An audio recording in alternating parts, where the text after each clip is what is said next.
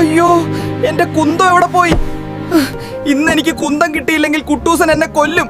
ഞാനിപ്പോ എന്താ ചെയ്യാ?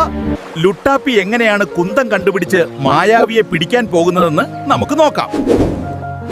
എടാ ലുട്ടാപ്പി, നിന്റെ കുന്തം എവിടെ? കുന്തമില്ലാതെ ഇങ്ങോട്ട് കേറണ്ട. കുട്ടൂസ, എന്റെ കുന്തം കാണാനില്ല. നിനക്ക് 2 മണിക്കൂർ സമയമുണ്ട്. വേഗം പോയി കുന്തം കണ്ടുപിടിച്ചിട്ട് വാ. ഡോറിമോനെ, ഒരു കുന്തം എനിക്ക് ആക്കി തരുമോ? ഇല്ലെങ്കിൽ ഇന്ന് എനിക്ക് കുട്ടൂസന്റെ കയ്യിൽ നിന്ന് അടി കിട്ടും. കാക്ക, എനിക്കൊരു കുന്തം വേണം. പക്ഷെ പൈസ തരാൻ എന്റെ കയ്യിലില്ല. ഇപ്പൊ എന്റെ കയ്യിൽ 5 പൈസ ഇല്ല. ചാച്ച, എനിക്കൊരു 2000 രൂപ തരുവോ? കുന്തം വാങ്ങാനാണ്.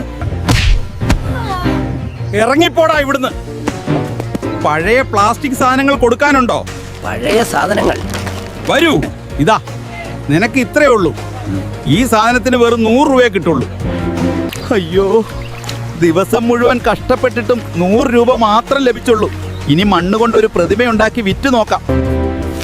ആഹാ, ഇതുണ്ടാക്കാൻ നല്ല രസമുണ്ടല്ലോ.